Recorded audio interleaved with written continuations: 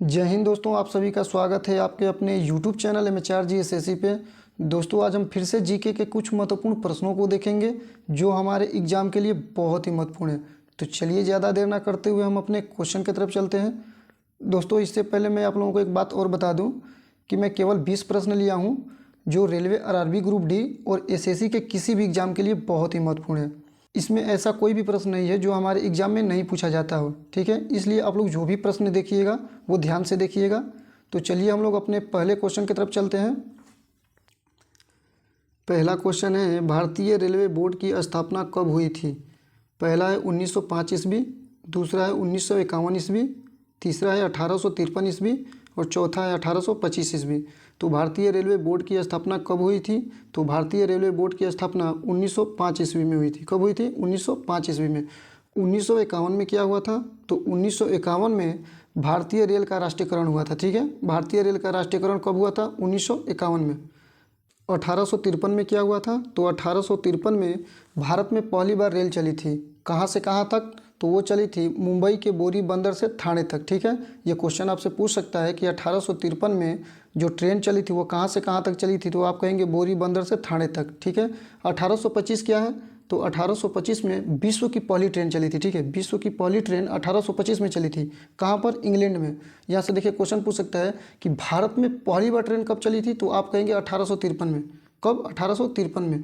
और विश्व में पहली बार कब चली थी? तो आप कहेंगे 1825 में, ठीक है। विश्व में कहे तो 1825 और भारत में पहली बार कब कहे तो 1853, ठीक है। कन्फ्यूजन नहीं होगा यहाँ पे आप लोगों को। चलिए हम लोग दूसरे क्वेश्चन की तरफ चलते हैं। दूसरा क्वेश्चन है, भारत में सर्वप्रथम रेल का शुभारंभ किसने किया था? पहला है लॉर्ड कैनिंग, दूसरा है लॉर्ड माउंटबेटन, तीसरा है लॉर्ड डलहौजी और चौथा है वारेन हेस्टिंग। तो भारत में सर्वप्रथम रेल का शुभारंभ किसने किया था? तो आप कहेंगे लॉर्ड डलहौजी ने।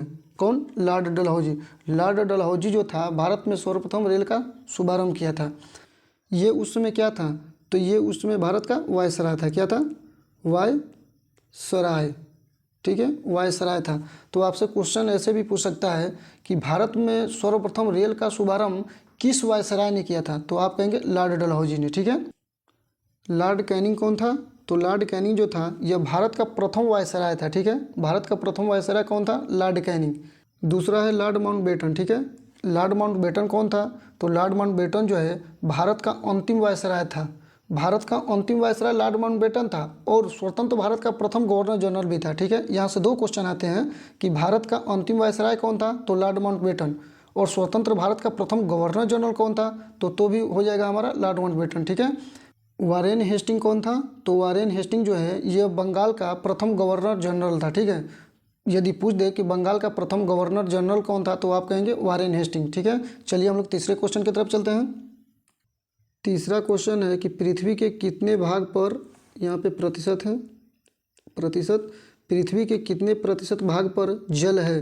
पहला है 65%, दूसरा है 71%, तीसरा है 75% और चौथा है 61%। तो पृथ्वी के कितने प्रतिशत भाग पर जल है? तो आप कहेंगे 71% भाग पर जल है, ठीक है। 71% भाग पर जल है तो कितने पर स्थल है? तो आप कहेंगे 29% पर, ठीक है। 29% पर स्थल है। स्थल यानी कि, स्थल यानी कि भूमि, ठीक है। स्थल या भूमि, ठीक है। 29% पर क्या है? भूमि है। चलिए हम लोग चौथे क्वेश्चन की तरफ चलते हैं। चौथा क्वेश्चन है, भारत रत्न प्राप्तकर्ता प्रथम विदेशी कौन था? पहला है नॉर्मन बोरोलांग, दूसरा है डॉक्टर एनी बेसेंट, तीसरा है जनरल डायर और चौथा है खान अब्दुल गफ्फार खां, ठीक है। तो भारत रत्न प्राप्तकर्ता प्रथम विदेशी कौन था? तो वो थे खान अब्दुल गफ्फार खां, ठीक है। खान अब्दुल गफ्फार खां कौन थे? भारत रत्न प्राप्तकर्ता प्रथम विदेशी थे। नॉर्मन बोरोलांग कौन है? तो नॉर्मन बोरोलांग जो है यह हरित क्रांति का जनक है, ठीक है। हरित क्रांति का जनक या हरित क्रांति का पिता किसे कहा जाता है? तो आप कहेंगे नॉर्मन बोरोलांग को। डॉक्टर एनी बेसेंट कौन थी? तो डॉक्टर एनी बेसेंट जो थी यह भारतीय राष्ट्रीय कांग्रेस की प्रथम महिला अध्यक्ष थी। यह विदेशी थी। यदि आपसे पूछे कि भारतीय राष्ट्रीय कांग्रेस की प्रथम विदेशी महिला अध्यक्ष कौन थी तो आप कहेंगे डॉक्टर एनी बेसेंट। ये कहाँ की निवासी थी? तो लंदन की। लंदन यानी कि आयरलैंड। ये भले ही लंदन की निवासी थी लेकिन इन्होंने भारत की आज़ादी के लिए बहुत कुछ किया था, जैसे कि होम रूलिंग की स्थापना, ये समाज सुधारक भी थी, ये महिलाओं के अधिकार के लिए हमेशा लड़ा करती थी, ठीक है। यानी कहा जाए तो इन्हें भारत से और भारत के लोगों से बहुत ज़्यादा प्रेम था, इसलिए इन्हें भारत प्रेमी भी कहा जाता है। यदि आपसे क्वेश्चन पूछे कि भारत प्रेमी किसे कहा जाता है तो आप कहेंगे डॉक्टर एनी बेसेंट को, ठीक है। डॉक्टर एनी बेसेंट को क्या कहा जाता है? भारत प्रेमी। देखिए तीसरा है जनरल डायर। अब देखिए, एक थी एनी बेसेंट और एक है जनरल डायर, ये दोनों विदेशी ही थे, लेकिन इनमें देखिए कितना अंतर है। एक भारत प्रेमी थी जो हमारे भारत के लिए बहुत कुछ की थी, और एक है जनरल डायर।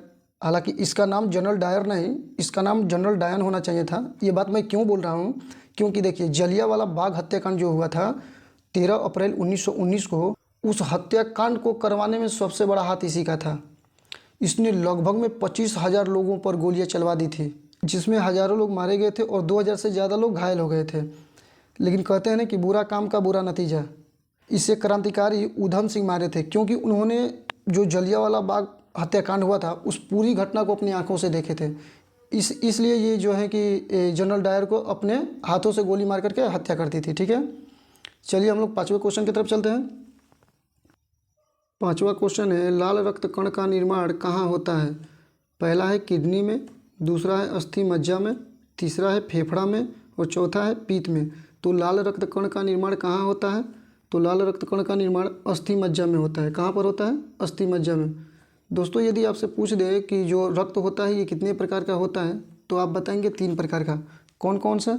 एक तो होता है लाल रक्त कणिका, दूसरा श्वेत रक्त कणिका और तीसरा होता है प्लेटलेट्स, ठीक है। तो रक्त जो होता है हमारा 3 प्रकार का होता है, लाल रक्त कणिका, श्वेत रक्त कणिका और प्लेटलेट्स, ठीक है। चलिए हम लोग 6वें क्वेश्चन की तरफ चलते हैं। 6वां क्वेश्चन है, मानव शरीर का सबसे बड़ा अंग कौन सा है? पहला दिया है लीवर, दूसरा दिया है मस्तिष्क, तीसरा दिया है जांघ और चौथा दिया है त्वचा। तो मानव शरीर का सबसे बड़ा अंग कौन सा है? तो मानव शरीर का सबसे बड़ा अंग है त्वचा। लीवर क्या है? तो लीवर जो है शरीर की सबसे बड़ी ग्रंथि है। क्या है? शरीर की सबसे बड़ी ग्रंथि, ठीक है। सबसे बड़ी ग्रंथि जो है कि लीवर है। यदि आपसे पूछ दे कि सबसे बड़ा हड्डी कौन सा है, तो आप बताएंगे जांघ की हड्डी। किसकी? जांघ की हड्डी, ठीक है। चलिए हम लोग अपने अगले क्वेश्चन की तरफ चलते हैं। 7वां क्वेश्चन है, मूत्र दुर्गंध किसके कारण देता है? पहला है रक्त के कारण, दूसरा है प्लेटलेट्स के कारण, तीसरा है यूरिया के कारण और चौथा है ऑक्सीजन के कारण। तो मूत्र दुर्गंध किसके कारण देता है? तो मूत्र दुर्गंध यूरिया के कारण देता है। किसके कारण? यूरिया के कारण। देखिए अगला क्वेश्चन क्या है। 8वां क्वेश्चन है, भारत एक खोज किसकी पुस्तक है? पहला है इंदिरा गांधी, दूसरा है जवाहरलाल नेहरू, तीसरा है एपीजे अब्दुल कलाम और चौथा है विक्रम सेठ। तो भारत एक खोज किसकी पुस्तक है? तो भारत एक खोज पंडित जवाहरलाल नेहरू की पुस्तक है। इंदिरा गांधी की कौन सी पुस्तक है? तो इंदिरा गांधी की पुस्तक है इंटरनल इंडिया और माई ट्रूथ, ठीक है। इंटरनल इंडिया और my truth. APJ Abdul Kalam की कौन सी है? तो एपीजे अब्दुल कलाम की है Wings of Fire. Wings of Fire APJ Abdul Kalam की बहुत ज़्यादा पूछी जाती है, इसलिए इसको आप लोग याद रखिएगा। विक्रम सेठ की पूछी जाती है एक पुस्तक है ए सूटेबल बॉय। कौन है? ए, मैं इसको ऊपर कर देता हूँ, a suitable suitable a suitable boy, ठीक है। ए सूटेबल बॉय जो है कि विक्रम सेठ की पुस्तक है। 9वां क्वेश्चन देखते हैं। 9वां क्वेश्चन है, गेटवे ऑफ इंडिया कहाँ पर है? पहला है मुंबई, दूसरा है दिल्ली, तीसरा है जयपुर और चौथा है हैदराबाद। तो गेटवे ऑफ इंडिया कहाँ पर है? तो गेटवे ऑफ इंडिया मुंबई में है। कहाँ पर? मुंबई में। देखिए गेटवे ऑफ इंडिया यदि पूछे तो मुंबई में, लेकिन आपसे पूछ दे कि इंडिया गेट कहाँ पर है, यदि आपसे पूछ दे कि इंडिया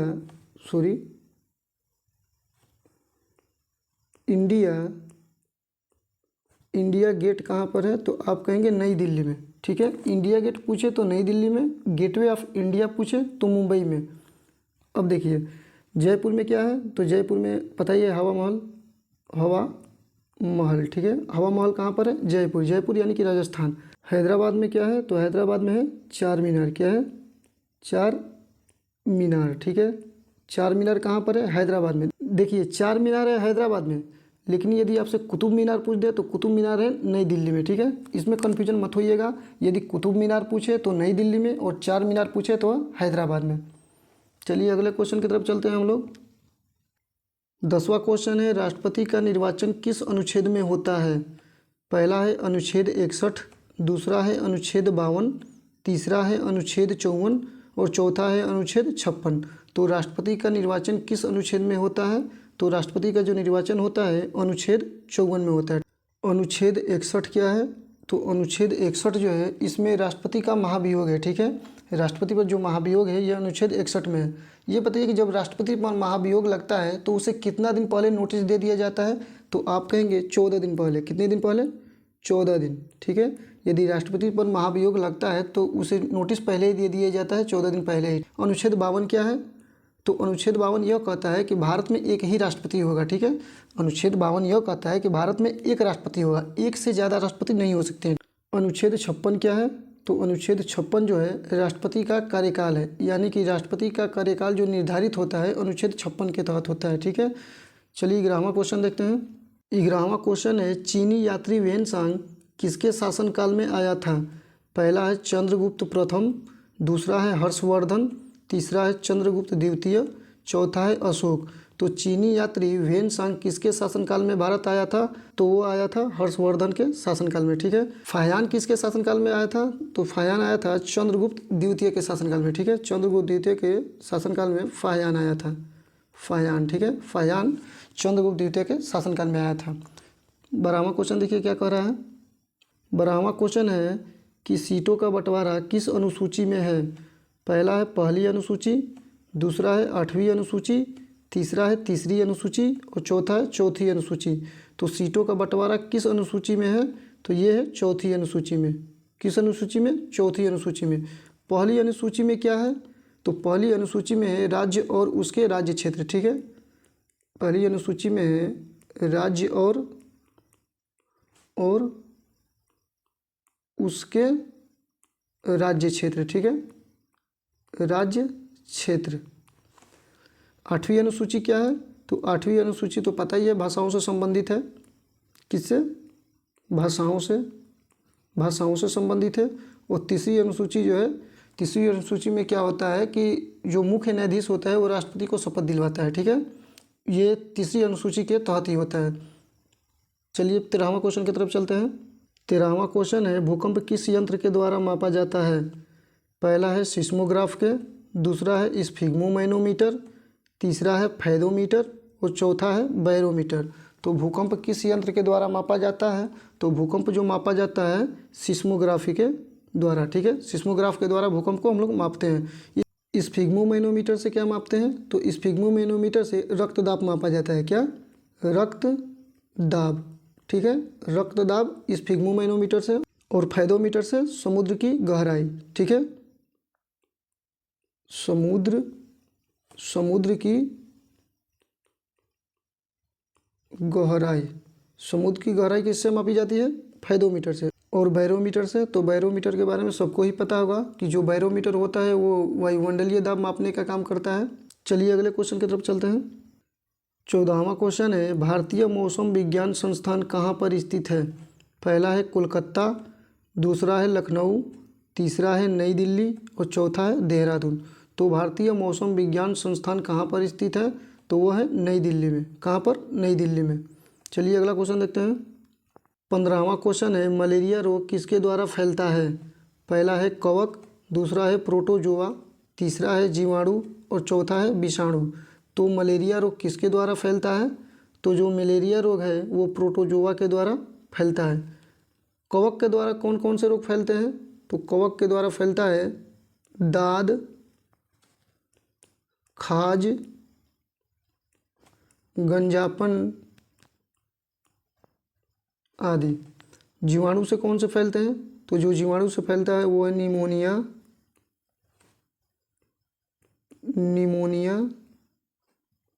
हैजा,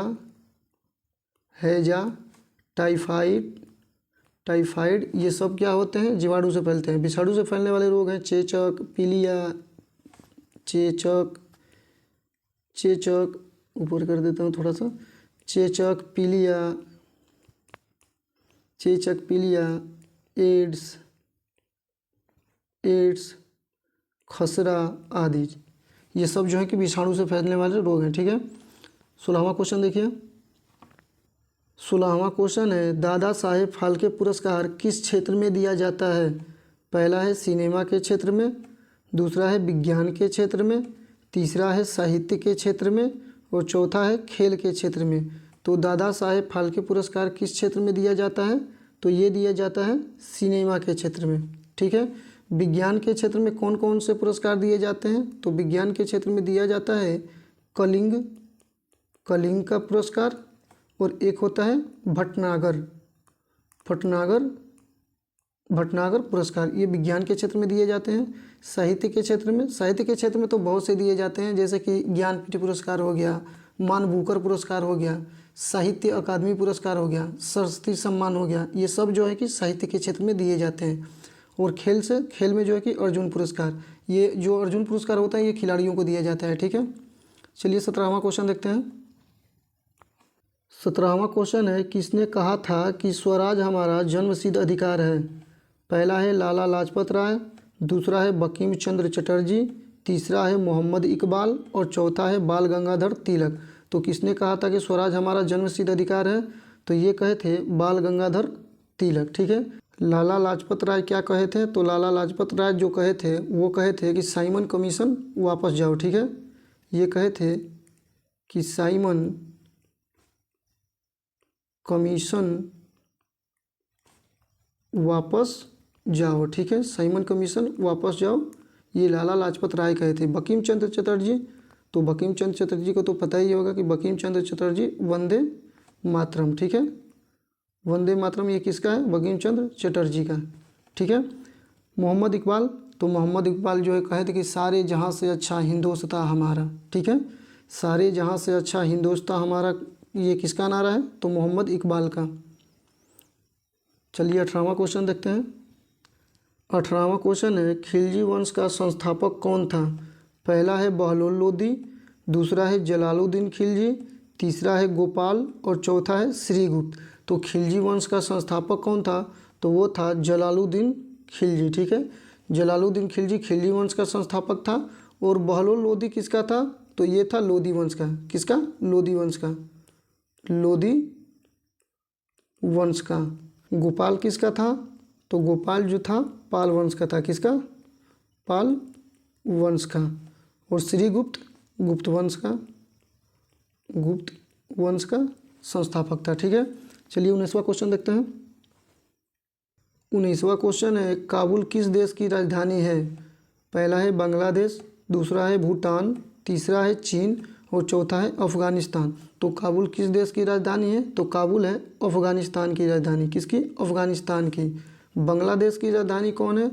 तो बांग्लादेश की राजधानी है ढाका। कौन है? ढाका। और भूटान का? तो भूटान का है थिम्पू। चीन का बीजिंग। ठीक है, बांग्लादेश की राजधानी है ढाका, भूटान का थिम्पू और चीन का बीजिंग। अफ़गानिस्तान का पता ही है, अफ़गानिस्तान का है काबुल। ठीक है, चलिए हम लोग अंतिम क्वेश्चन देखते हैं।